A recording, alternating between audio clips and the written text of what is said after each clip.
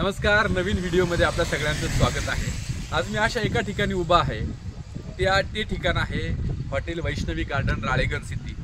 हे एक अतिशय अल्पावधीत नावारूपाला आलेलं उत्तम चव असलेलं हॉटेल आहे। या हॉटेलचे मालक माझ्या सोबत आहेत रोहिदास शेठ पठारे। शेठ, या व्हिडिओमध्ये तुमचं स्वागत आहे। नमस्कार। नमस्कार। तर साधारण किती वर्षापासून हे हॉटेल या ठिकाणी आहे?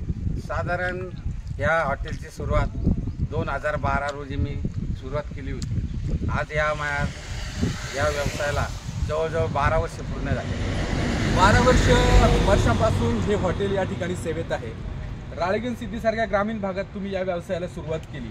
आता जितका प्रतिसाद तुम्हाला मिळत आहे, तुम्हाला खात्री होती का एवढा प्रतिसाद आपल्याला मिळेल पुढे जाऊन?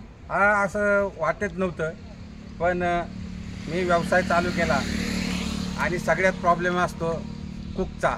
पण दैवयोगाने अशी सुरुवात झाली की हे कुकचं काम माझी सौभाग्यवती करते आणि तिच्या हातांना उत्कृष्ट चव। आज या शिरूर पारनेर तालुक्यामध्ये उत्कृष्ट नॉन व्हेजचं जेवण माझी सौभाग्यवती देत आहे। खरं तर स्वतः शेठची सौभाग्यवती या ठिकाणी कुकचं काम करत आहे। अतिशय घरगुती चव असलेलं हे हॉटेल आहे।